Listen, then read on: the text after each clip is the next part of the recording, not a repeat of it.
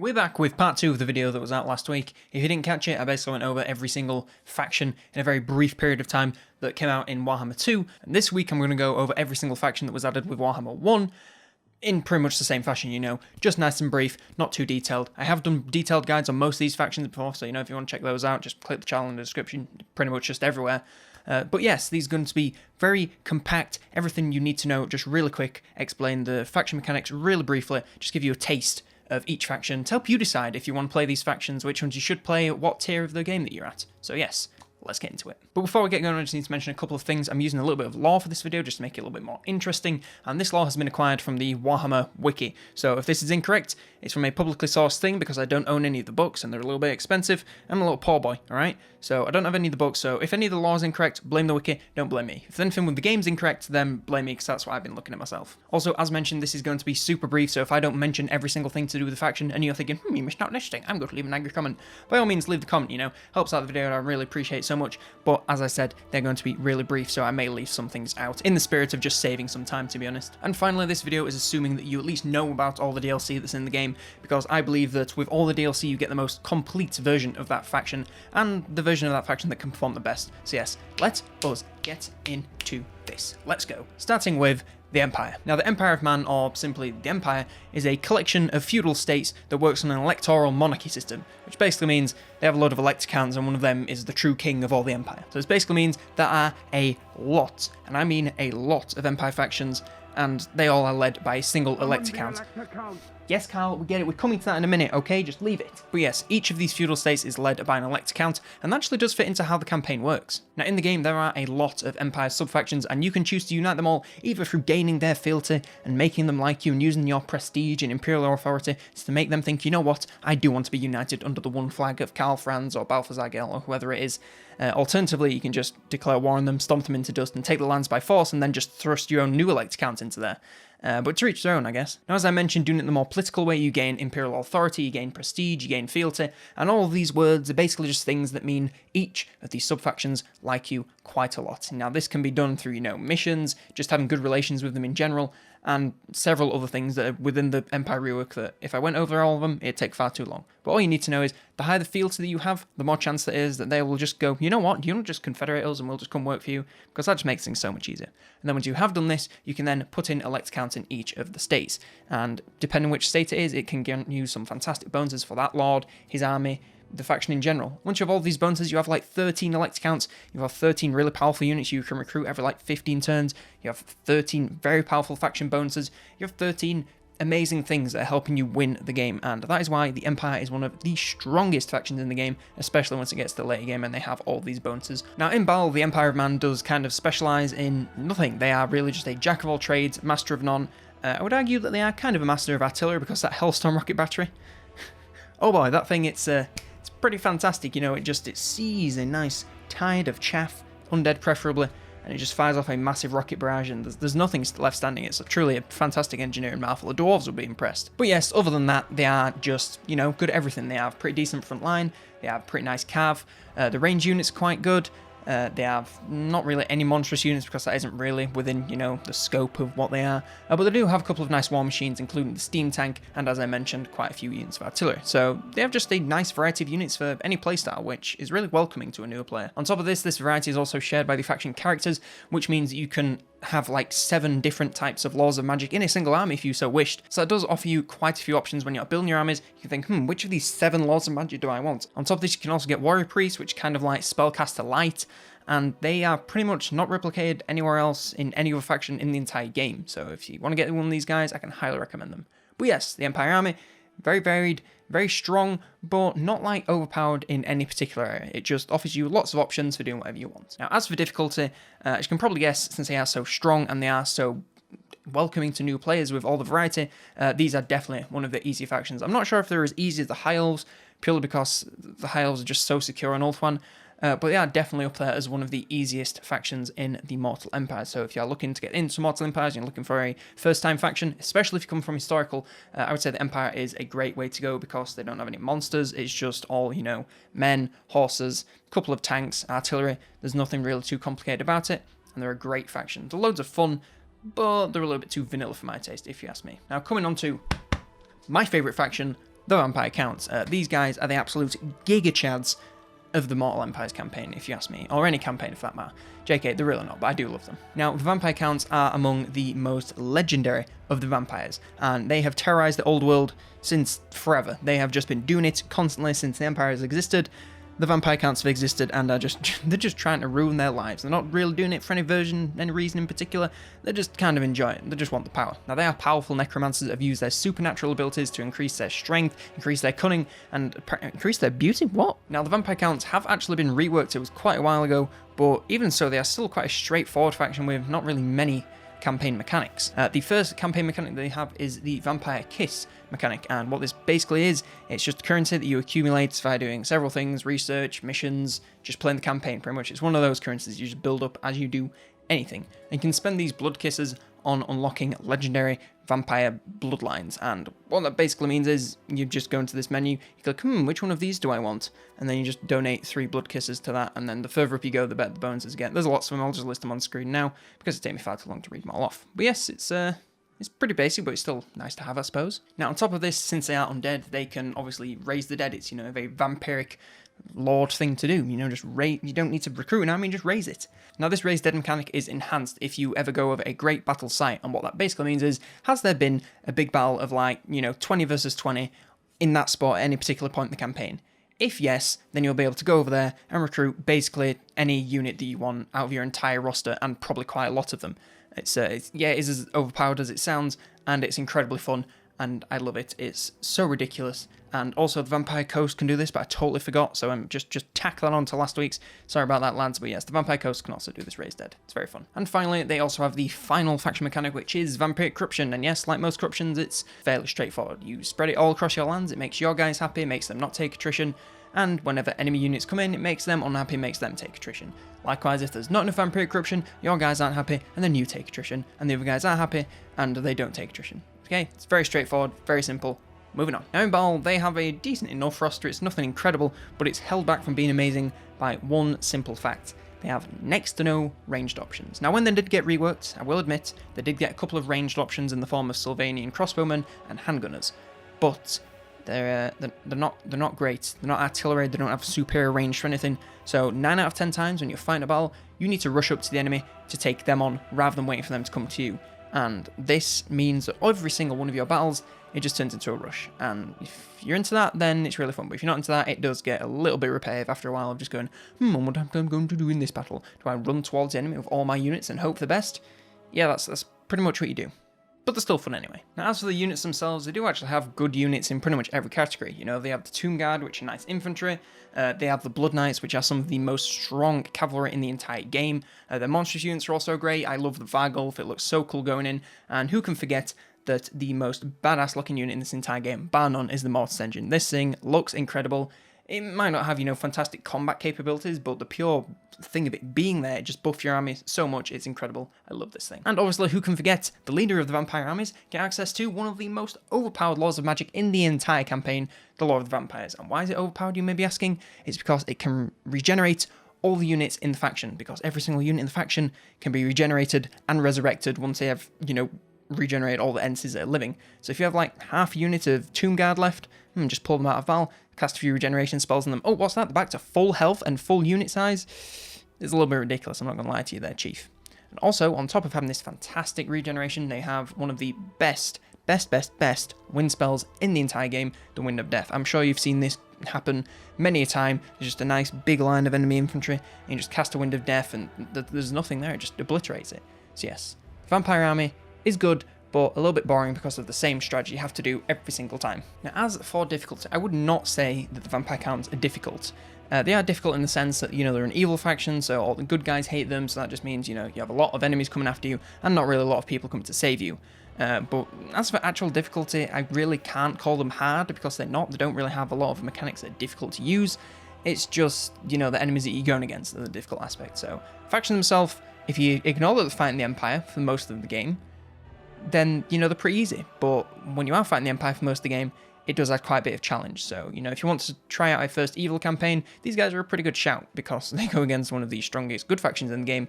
So it's good training for for banging your head against the wall. But yes, other than who you find, they're not so bad. Now the Dwarves, or the Dowit, are one of the oldest and definitely one of the proudest races in the entire Warhammer world. And they once had an empire that stretched all the way from Norska down to the jungles of Lustria, and from east to west, everything. They owned everything. Now, they're a little bit more confined to, the top right corner of the map, or I suppose the top right corner of the map. Yeah, they're just kind of stuck in the mountains. I mean, they can expand, but their climate preferences don't really allow them to form an empire that strong, at least not anymore. Now, quite like the vampire counts, they have had several DLCs, and I've also had a rework, but the only thing that the rework added was like 1 or 2 faction mechanics. Other than that, they're still pretty bare bones. I mean, they're a strong faction, they are a good faction, but they just don't really have that many faction mechanics that you would call very interesting or engaging. Now, the first faction mechanic that they have is Oath Gold, and what this basically is, it's kind of like the Canopic Jars from the Tomb Kings. You collect, it's not one of those currencies, you collect it by doing literally anything in the entire game. You settle a grudge, you win a battle, you complete a mission, you get Oath Gold. What you can do with Oath Gold, you can spend it to make items. That's pretty much it. You spend it to make items that you guys can use in battle, which makes them a little bit stronger in battle. But if you're using a lot of legendary lords, then they have their legendary items, so they don't need these items. So it's kind of worthless, apart from, just equipping your heroes and your non-legendary lords. But, it's fine, really. It's just kind of a nothing mechanic. It's like a mechanic that you'd add on top of like this. You'd add a massive rework and something really interesting, and then just add Oath Gold on the side. But instead, it's one of the main 2 mechanics that they have. Now, the other mechanic they have is the Great Book of Grudges. No, I'm not talking about you. Get away. Now, this mechanic works very simply. Has the enemy done something to annoy you? Have they defeated you in battle? Have they taken one of your settlements? Have they raided your lands? Have they done anything that would make your leader go, no, I'm not having that? Well, if they have, it's in the book. And when it's in the book, it starts to accumulate grudge points or whatever they're called. I can't remember off the top of my head, okay? Well, basically, it starts to make your people more upset because, we have these grudges, they've wronged us, what are we going to do about it? And what you have to do, you have to do something about it. You have to go, normally defeat the Lord or whoever it is that did that to you, assassinate them, whatever. And then once you've done that, then it gets removed and it gets you some rewards. That's pretty much it. It's literally just revenge, which, let's be honest, 9 times out of 10, you're going to do that anyway. So it's just kind of rewarding playing the game. It's another faction mechanic that is just, it just rewards you for playing the game, which, is nice, but I'd like something that challenges me, that makes me do something different than I would just do when I was playing any other faction. But nevertheless, there it is. And other than that, they're pretty much just your standard mountain-based campaign. Oh, they also have access to the underways, but that's not really anything special. Nearly half the factions in the game have some form of underway access, so it's not really too incredible. But it's there anyway. But yes, they're just restricted to the mountains against the Greenskins, which, since the rework, is a little bit more of a challenge, but it's still not too bad. Now, the Dwarves in battle pride themselves on engineering craftsmanship, and this means that they have some of the most magnificent war machines in the entire game in the form of their artillery, which is sensational, and their gyrocopters, which are a little bit hit and miss. On top of this, they also have some of the toughest armor in the entire game and the highest leadership, which basically means you put your front line out there, unless they die, every single unit dies, chances are they're going to stay there until the end of the game. You have to do so much damage to Dwarven front lines to get them to retreat. The back lines, they're a little bit weaker, but the front lines, it's a real chore trying to get them to retreat, especially Slayers. They're just unbreakable. They will literally just run into certain death with a smile. It's glorious. Now, this causes their default tactic to be turtling, which is, completely fine by me. I love a defensive faction, but it just kind of makes you weaker to factions that can do things like, just get around you, kite you. If you run out of range units, then if a unit's kiting you, you can't really do anything about it. You just have to get cycle charged, and it's not really the best when you're a little tiny dwarf that's getting cycle charged. You don't have any mass to keep you down. So they're a little bit weak there, but other than that, they are a supremely strong defensive faction. If you set yourself up on a hill, defend your artillery position, and rain fire down the entire battle, no one can touch you pretty much, and it is glorious. Oh, it's also worth knowing the dwarves have access to 0 magic, because they don't really believe in it. They have runesmiths, which are kind of just like spells light, but no actual spells whatsoever.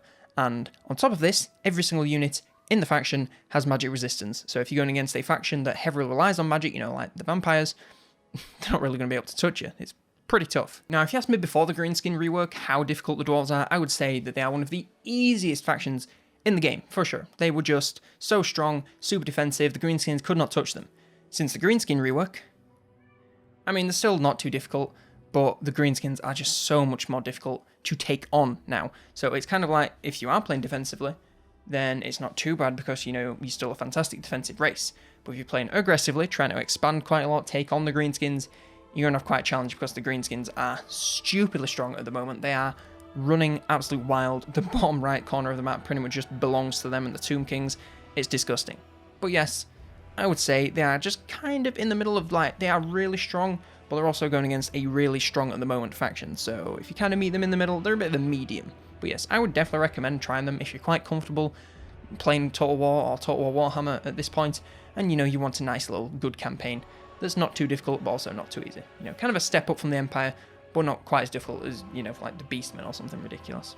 And we'll come to them in a minute. Now, Greenskins is the name that is used by most factions in the world to describe the conglomerate war tribe of orcs, goblins, and other miscellaneous races, and they are just beings of pure battle and plunder. Now, before the rework, they had literally nothing, like barely any faction mechanics whatsoever. They could use the underways, but that's about it.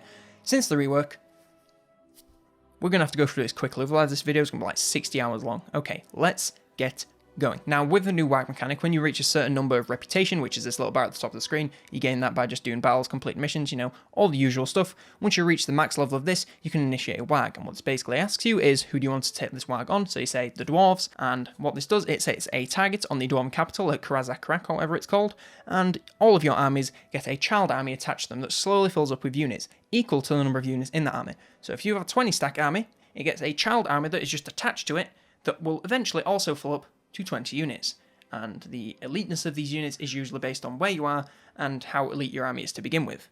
This means that every single army in your faction, if it's super elite and in a good area where good units spawn, you can just get you can just double the power of every single army that you have for a limited amount of time, and it's pretty ridiculous. Now, if you manage to take over the settlement that is the main target of your WAG or raise it within the time limit, then you'll be given a trophy which will give your faction a bunch of bonuses and also a bonus towards your next WAG, which means that you can do all that again and just keep being overpowered and just keep taking on every single faction in the game. It's ridiculous.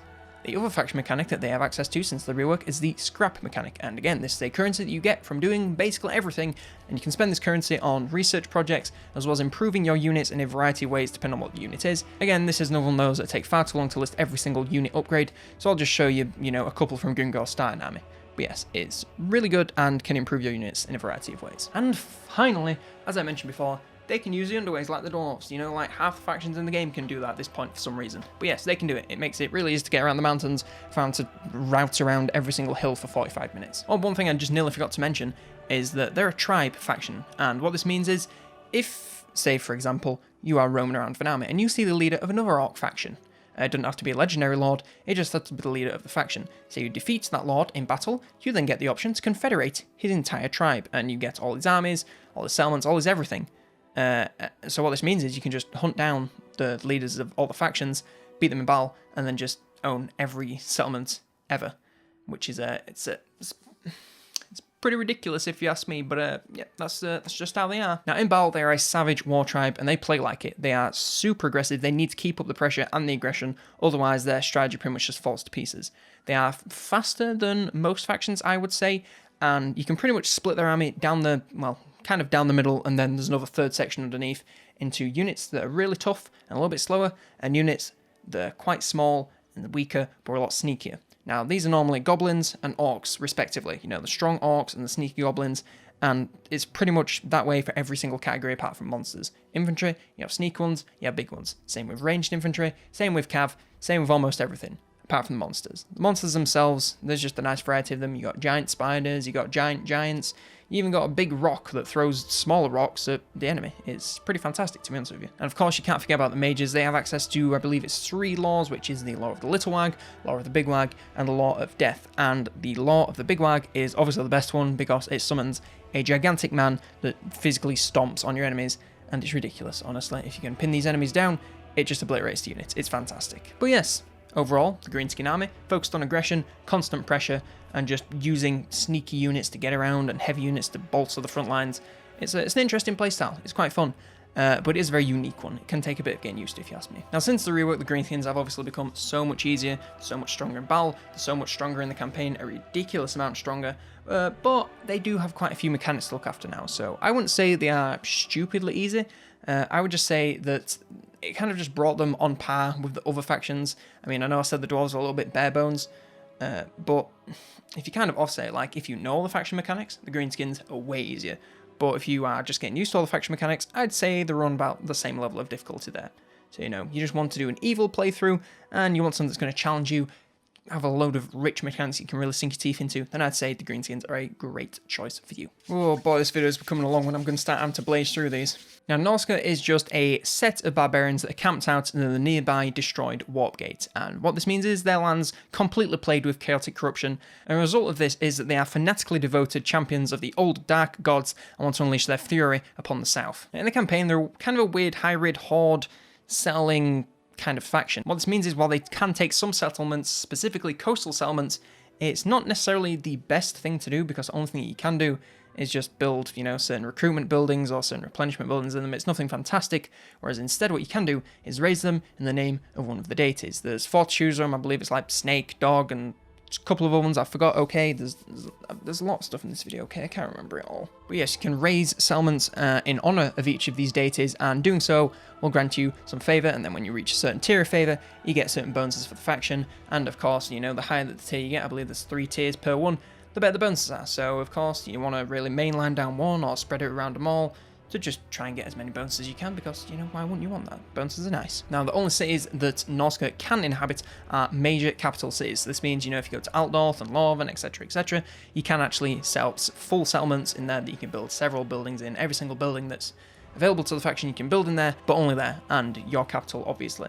Every other settlement in the game that's on the coast that you can inhabit, you're just going to be able to build basic stuff, so it's not particularly worth it. Now, on top of this deity mechanic, they also have something which is called the Monstrous Arcanum, which basically allows you to embark on wild hunts to hunt down, kill, and possibly even capture some legendary monsters, which you can then use in your armies, which are ridiculously overpowered. You know, you can get cool mammoths, you can get all sorts of fun things, skin wolves and all that funky stuff. They're pretty cool. It's pretty great. It's just like monster hunting, and then you just get the monsters and then can use them in your battles. It's pretty straightforward. And finally, the other faction mechanic they have is, like the Greenskins, they are a tribe mechanic.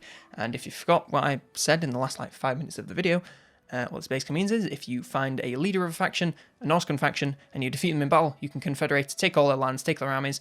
It's pretty strong. I'd highly recommend doing it. It's a pretty fun playstyle to go around hunting leaders of factions, beating them, and then taking on their lands.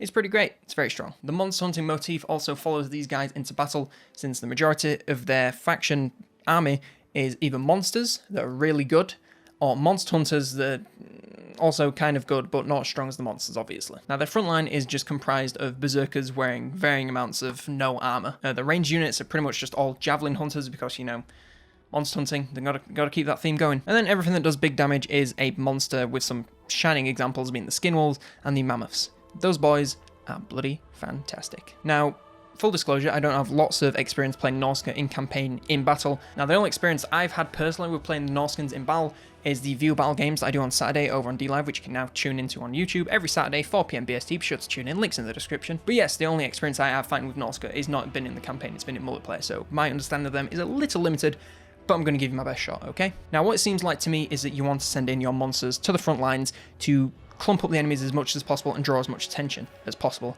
And then you want to use your other units, like your spellcasters, your range units, get them around the sides and pick into the enemies. When you throw it into a big cluster of like one big mammoth and then a bajillion infantry units surrounding it, yes, it's not great for the mammoth for a few minutes, but when you're shooting into that many enemy backs, it's going to work out quite nicely for you. And of course, if you throw a bunch of spells of, you know, fire in there, it can't hurt either. Now, again, I haven't played Norska, so my rating of their difficulty may be a little bit off, but from what I can tell, they don't seem to be too bad. It seems like you spend the first half of the campaign, you know, taking over the north, taking on all the different faction leaders and uniting it under your banner.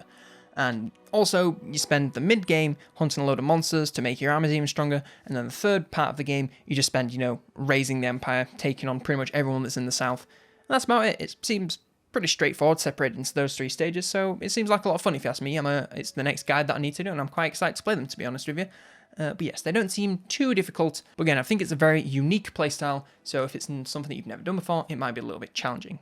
I'm getting a real like anime swoop going on. I don't know, like now we come to my personal least favourite faction, Bretonnia, also known as the Land of Chivalry, also known as the Republic of Simps. Now, their entire society revolves around nobility, birthright, and of course chivalry, making them into the biggest set of dorks this side of the Great Ocean. Now, the campaign is based around getting as much chivalry as humanly possible, and you do this by doing basically anything you would consider honourable.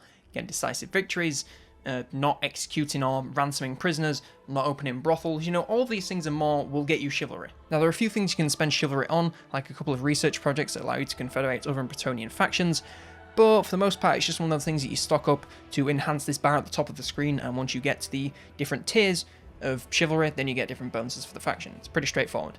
It's also worth noting that every time you advance a tier of chivalry, you unlock a summon of the Green Knight. Now, the Green Knight is this legendary Bretonnian hero that comes to you in a time of need to help you defend against the rats that likely come from the south, because Icky Claw's right there, and it's bloody horrible trying to fight him. Since he's a summon, he is only around for a limited amount of time, and you have what I believe to be a limited number of times you can summon him, because, you know, it's only every single time you advance up a chivalry tier. So if you summon him, and then you don't advance another tier, you don't get another summon. Simple as that. Now, on top of chivalry, they also have the peasant mechanic, which is something I don't really like too much, but what it basically means is every unit that is a peasant unit, you'll know what they are by this little symbol that looks like a turd. You can only have so many units, and you can see how many of those types of units you can have at the top of the screen. If you go over that number of units, then you'll start to severely cripple your economy, and I really don't like this. I don't understand. I mean, I understand why it's there, it's quite thematic, but I just think it's kind of dumb. It just limits you in what types of units you can recruit, and yeah, Bretonnia really doesn't need any more of that. Now, the final faction mechanic they have is vows, and speaking of limiting what units you can recruit, the vows, they don't limit what types of units you can recruit. I mean, you can still recruit any unit you want, but if you don't have any vows completed, as you want to recruit higher and higher tiers of cav, the upkeep is going to be unbearable. Like, it is impossible to sustain this upkeep with any number of farms. Your economy just will not be able to sustain it unless you have like 1 million gold coming in per turn. It is ridiculous. Now, these vows, they are fairly straightforward. I'm not going to talk about them all now because it takes far too long, but it's stuff like, you know, winning battles at sea, leveling up your lords, being in the region when a building's been built, and it's all very useful, but I just don't understand why. It's like, okay, I've got my new lord, I need to complete a load of side quests with them before I can give them any good units. Now, when you're like turn 200, you really just want to be able to recruit a new lord, throw all the best units into his army, and send him off doing work. You don't want to have to mess around doing side quests. It's very annoying. I don't like it, but it is quite lore friendly, so whatever. All right, I'm here to explain them. I'm not here to tell you if they're good or not, but they're not. Now, moving on to the Plutonian Armies, you can pretty much separate their army into two groups, and it's peasant units and units that are actual trained fighters. And what this basically means is the peasant units, you know, the men-at-arms, the peasant mob, the peasant archers are pretty good, but apart from them, yeah, pretty much every peasant unit is pretty terrible. They have awful stats, terrible leadership. They're basically just peasants that you scooped off the street, handed them a sword or a horse or whatever, and told them to go to battle. Now, the actual units that you get, they're actually pretty good, and I can highly recommend them. These are the best units in the faction, but unfortunately, for the most part, they are all cavalry. So if you want actual good units in your armies, you're gonna need to use a lot of cav, and I think we all know that when it comes to cav and micromanagement, I'm not good. I'm very small-brained. I can't do good micromanagement like that. It's not for me. So yes, I don't like Bretonnia. So in conclusion, the Bretonnian armies, they need a ridiculous amount of APM to use them very well, because most of their top tier units are shock cavalry, so they need to be charged in, charged out, another one charging in, charging out. And if you have a full army of like 16 or so cav units, then that's too much micro. I can't. My brain will just not function with that many units I need to micro. So yes, it's pretty rough. They also have a couple of artillery units, which are fine, honestly. As for the army leaders, they have pretty much the same options whether you're going for a lord or a hero. So, you know, if you get the fighting lord, get a magical hero. If you get a magical lord, get a fighting hero. It's that simple, really. Now, as for their difficulty, now I wouldn't say that their campaign is too bad, since they start in a relatively safe space with not really too many threats in their way. But the difficulty comes from the two things. It's the battles and the vows. The vows, they're just stupid side quests that just limit you in what you're able to recruit, and it takes way too long to be able to get them. Yes, once you get to like the max tier of chivalry, then all your lords automatically spawn with them, but up until that point, it's just a farce. You just get a lord and then you're like, well, time to start all over again with my terrible units when every other army in the game can use good units. And even then, when you get to the really good units, you have to be really good at your micromanagement, your cav management, to be able to do well as them when you're actually fighting your battles. So yes, the difficulty comes from those two things, which if you're okay managing them, if you're okay going off to do side quests every single time you recruit a new lord, then you'll have a great time. If you like micromanagement and cav, then you'll have a great time. But for me personally, it's quite a challenge, so I would say they are on they're probably one of the harder Order Tide factions, but they're still, you know, an Order Tide faction, so they're not too bad. They're kind of in the middle, so yes. That's all I have to say. I really don't like Bretonnia. Now, the Wood Elves, or the Azerai, are basically a race of elves that essentially just yeeted themselves out of elven society and went to live in the woods like a hippie. Now, they formed a connection to nature, and as such, they'll defend all things natural and pure from any and all outsiders, which means they hate pretty much everyone that isn't a wood elf, or a rabbit, or a deer, or an eagle, or anything that's natural. They just hate everything that isn't natural. Fantastic. Now, their campaign has barely been touched since they got added in the Warhammer 1 DLC, but hopefully there's a DLC coming soon. It was in that report that was on the Total War blog, so hopefully we'll see a Wood Elf DLC announced soon. That'd be pretty cool. They really need it. They're not great. But yes, they haven't been touched in years, and it really shows. The main focus of the campaign is getting as much amber as possible, which is their special currency that you get via doing a variety of things.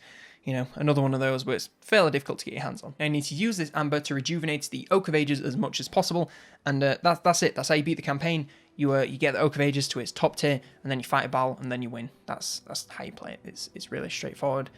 It's just weird. It's a weird campaign. It really needs a rework. God, I hope they're doing it. That'd really make my day. Now, a couple more things. The amber mechanic, you can also use it to, get really good units. So on top of, I need lots of amber to, win my campaign and upgrade my main big tree settlement. I also need to spend this very rare, very precious currency on units, and I don't like them very much. It just seems a bit stupid. I haven't played much Wood Elves, admittedly, but that amber mechanic just doesn't seem to make much sense to me, Chief. But anyway, moving on, they also have another mechanic, which is the council system, which basically means when you have different lords, you can just assign them to different roles, which gets them bonuses for them, gets them bonuses for the campaign. It's pretty much it. It's fairly straightforward. I'll put the roles on screen now so you can see. But yeah, it's not too complicated. Worth noting is that the Vampire Coast also have a mechanic like this. I can't remember what it's called. It's called like the Fleet Admirals or something. But yes, I forgot to mention that as well. Turns out I forgot a lot of things about the Vampire Coast. So a bit of a whoopsie moment there. But yeah, that's pretty much it. They can take settlements and in the woods, but it'll only be an outpost settlement that isn't very good. You can only build like one building in it. They're not amazing at defending themselves. So it's you're essentially just feeding settlements and gold to anyone that comes across your settlement and decides that they want to take it. So yeah, they're not the best. Oh, and finally, they can also use the World Roots, which are basically just like the Underways, but it's the Wood Elves version, so that's pretty neato. But yeah, that's about it. Hopefully, as I said, that DLC comes out soon and makes them better. Now, as you might imagine, elves that have lived in the forest for their entire lives, they got pretty nifty with bow and arrow, and as such, the strongest units in the Wood Elf faction are, of course, their ranged units. Waywatchers in particular, you can have entire armies of these guys. They're kind of like the Sisters of Avalon of the Wood Elves, but probably not as good. But they can fire awesome movement, so maybe are as good. So you'd have to call it. I can't call it myself personally, but yes, they are very good. On top of this, they're obviously incredible at fighting in trees, which is a very niche thing, I suppose. But at least it's there. It's better than nothing. I'd prefer to be good at fighting in trees than bad at fighting in trees. Now this excellency at fighting in the trees makes them into great ambushes. They can hide, move in and out of the trees with ease, whereas other factions it kind of is a little bit of a struggle to get in there.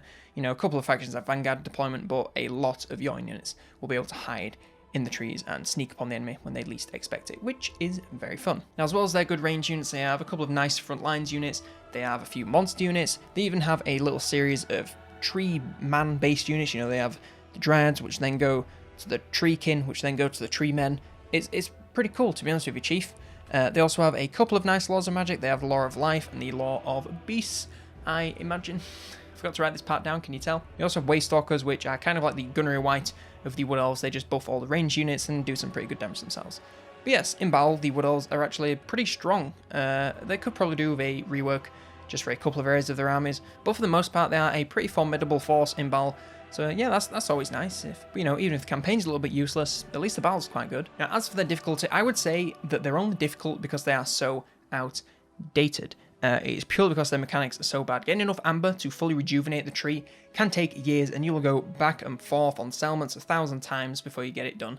It's just that they are so outdated. They just need a full, from the ground up rework in the campaign. Now, I would say if you want to play every faction in the game, then, by all means, play the Wood Elves, get that achievement. But if you're not really that bothered, I'd probably just wait for the DLC to play them. Now, the Beastmen, sometimes called the Cloven Ones or Beastkin, are a savage race of mutant humanoids, which are essentially one step up from being just actual animals. Now, in the campaign, they are a horde faction, which means they inhabit no settlements. All of their buildings are kind of just carried around by their armies, which allows them to recruit new units and like a couple of other things, but it's mainly just to recruit units. On top of this, they also have the bestial rage mechanic, which means the more they fight, the happier the armies get, and the better they fight. And the less they fight, the worse they'll get at doing it. So if you haven't been able to fight in a while, then you are incentivized not to fight too much because your army's weaker, which I'm not sure if it makes much sense to you, but it doesn't really make much sense to me, okay? You also have the Dark Moon event, which every couple of turns, it basically just, a nice moon comes out, it inspires you guys to be really good, gives them lots of bonuses of battle. It's nothing too incredible, but it's certainly nice to have. And finally, they have access to the Beast Paths, which is another word for the Underways, which, you know, as I'm mentioning, a lot of factions are getting access to, so it's really nothing special. But apart from that, yeah, they haven't really been touched since they came out as a DLC for Warhammer 1. So yes, they are in severe need of a rework, so if the Wood Elves DLC does come to pass and they get a nice rework, and it does really well, then we might get a Beastmen rework, and I'd be all for that, because I'd love to play them, but I'd kind of want them to be decent. Now, unsurprisingly, the Beastmen armies are carried by their beasts and monsters, with the other units pretty much just being filler. You know, they have quite a variety of frontline, but it's really nothing. You pretty much just wait until you unlock Minotaurs and stuff like that, and then after that you're never going to use infantry again. Now, you have beasts for pretty much every day of the week, every single job that you can imagine. You have beasts for the front line, you have beasts that can go around and attack the back line, you have beasts that can fly, you have beasts that can shoot arrows, you have beasts that can throw giant rocks at the enemy. You have a beast for everything, is what I'm trying to get at here. So yeah, you should be using a full army of beasts. Now, their main strat is quite like the Vampire Coast, in the sense that you just need to rush up to the enemy, because a lot of your ranged weapons are quite limited. Yes, the Cygor that can throw rocks from across the map, that has fantastic range. It's pretty much like a Necrofex Colossus. It's a fantastic unit. But other than that, you really just need to rush up to them. You need to use your superior size, speed, and momentum to push through the enemy front lines, take out their range units before they can do anything about it, and then just kind of hope that they die in that initial charge. Otherwise, if you get stuck in sustained combat, you're a lot of large units that are going to get surrounded and taken out. So yes, rush them, take them out as quickly as possible, and pray. Now, as for difficulty, since they have not been touched since launch, they are a little bit disadvantaged compared to the other factions, purely because, you know, they don't have any mechanics that are really giving them that extra boost that they need to get in towards the other factions' power levels. Now, they can get some decent momentum up if they fight every single one of their battles, constantly raiding, constantly sacking, constantly raising, but that means you have to fight pretty much every single one of your battles, which can be a bit of a challenge. Even the most seasoned Total War player, eventually you do get bored and you just want to auto-resolve, and once you do, you'll start to suffer. But if you can manage to do that and minimise your losses, then you'll do just fine. But for the average player, I would say the combination of playing a Horde faction and all of your good units not being unlocked while later, it's going to make it quite rough. So yes, I would say, again, if you want to play every single faction in the game, then go for it. But otherwise, I can't really recommend them until they get a bit of a rework. Now, the Warriors of Chaos, or simply the Northmen, are a savage tribe of human barbarians that occupy the Northern Chaos Wastes. Now, considered to be the enemies of all the mortal world, their unwavering worship to the evil pantheon of ancient gods has given them a single driving force to usher in the end of days and bring an end to all mortal kind. Now, quite like the Beastmen, the Warriors of Chaos have seen barely any changes since launching along Warhammer 2. Just to put that into perspective for you, when Warhammer 1 came out, the Warriors of Chaos, they were available at launch. They were the pre-order bonus. I don't think anyone played them, but they were. And if you played them then, it's pretty much the same as if you played them now. Of course, they've been, you know, buffed and nerfed a little bit. What faction hasn't? But as for mechanics, yeah, they play pretty much the same as they would have on launch day of Warhammer 1. Yeah, that's how long it's been. Good God, please, give these guys a rework. They desperately need it. We think it's coming Game 3, but oh my God, if it doesn't, we are screwed. Now, obviously, since they haven't been touched since the launch of Warhammer 1, they are a little bit basic. They're a Horde faction, so like the Beastmen, they don't occupy any settlements. They just, you know, build buildings in their armies that allow them to recruit better units, and that's about it. Now, on top of this, they also spread chaos corruption wherever they go. This is a very basic form of corruption that lowers public order of enemy settlements, and we know when it gets to bad enough public order, it brings about a chaotic rebellion that will normally just feed the army that's garrisoned in the settlement XP. So it's pretty worthless, to be honest with you. And yeah, that's pretty much it. They don't really have any other mechanics. Your sole purpose in the campaign, take on the Order Tide. You know, you have to take control, well, you don't have to, but it's recommended you take control of the north of the map with the Norskins, because you can awaken Norskan tribes and basically they become your vassal, but they don't do anything for you. You just do that to grind XP and get enough levels and gold so you can get better units, but after that you just take on the Order Tide, namely the Empire, and if anyone's ever fought the Empire before, we know how much fun that can be. Now, in battle, the Chaos Army is held up by two things. Incredibly tough frontline. They have some of the toughest frontline in the game, like even compared to the Dwarves, they are insanely tough. Stupid amounts of armor. The damage isn't too bad, but it's not really the main driving force of these guys. They are just a wall of steel and magic that cannot be messed with. Alongside this fantastic steel wall of defense, they have a collection of some of the most foul monsters that you will see in the game. I know they haven't been touched, But oh boy, these monsters, they stand up even today. That's how strong they are, okay? Yeah, but pretty much every other category that isn't monsters or isn't frontline, they haven't really got much. You know, they have a couple of cav units that are fine, but they're not going to carry your battles. They have the ranged cav units. They're pretty nice, but again, not going to carry your battles. They'll just do some good damage here and there. And the Hell Cannon, of course, is loads of fun. I love artillery as much as anyone, but it's just a single unit of artillery. It's the one unit of artillery, and it's a single entity unit. It's just not great. Now, the heroes and lords aren't too bad. They have a decent selection of destructive spell laws, but the army isn't bad by any means. It's just quite basic, you know. It just doesn't feel like there's any personality there, anything that's super unique. You know, they just have a tough front line, some monsters, and some magic, and that's about it. Other than that, they're pretty boring, to be honest with you. Now, I have actually played a Chaos campaign. It's the last guide I did. If you want to check that out, click on the channel below. Literally, it'll be like one of the first 3 videos that comes up when you go into the channel page. That'd be pretty epic if you'd watch that. Appreciate it very much. Thank you. But yes, I've played it, and it actually wasn't as difficult as I was expecting. I was expecting it to be terrible. Admittedly, I was playing Kolic, which is the easier of the 3 legendary lords. But it really was not that difficult. You just kind of get your momentum up in the north while taking over the Norskan settlements, and then it's just straightforward. You slaughter your way south. Find the Empire is a little bit annoying. You have to kind of cheese them a little bit, clump your armies up together, even though you get attrition. Take on, you know, 1,000 Empire armies at once, beat them, and then just once they've run out of money, run out of armies, you basically just stroll around raising their settlements and getting loads of gold. It's pretty straightforward after that. It's just a little bit of a challenge because you fight in the Empire. Now, the battles themselves are not too bad since the front line is so tough. It doesn't require that much micromanagement, so it just allows you to focus on your other units.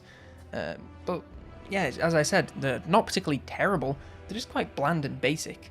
I would say if you want to try a Horde faction, then the Warriors of Chaos are probably one of the best ones to do it, weirdly, even though they were the first one added. Since they don't really have any other mechanics, it makes them really simple to use and straightforward with its goals, and there's not really anything slowing you down. So yes, Warriors of Chaos, get my recommendation. If you want to play a Horde mechanic faction, play the Warriors of Chaos. But yes, that brings us to the end of this video. My voice is absolutely dying, I don't know if you can tell. But thank you so much for watching. If you have stayed to this point, I appreciate you very, very much. But yes, if you enjoyed this video, then please do consider leaving it a like. It really does help out quite a lot. Leave a comment then if you think that I missed, anything you think that I should add in future videos. If you want to do videos like this on every faction in the game, you know, every single High Elf Lord explained, then be sure to do that, and I would very much like to. But yes, if you didn't like this video, and you definitely know what to do, you know, leave a dislike, leave me like an 18-page paragraph about how terrible the video is, attacking everything, you know, my face, my nose, my hair, possibly some content of the video, you know, I don't know what you guys are thinking. But if you did enjoy this video and you want to see more content about Total War Warhammer 2, or just more content about anything as long as it's commentated by this absolute idiot right here, then be sure to consider subscribing to the channel. I upload every single week, hopefully. I also stream every Saturday, as I mentioned. I'm going to start doing the streams on YouTube, as well as DLive, and also Twitch, so you can watch wherever you want, wherever you're most comfortable. So be sure to tune into those. I would appreciate it very, very much. But yes, I believe that concludes everything, so for now, I have been Colonel Sanders, and I'll see you in Kentucky.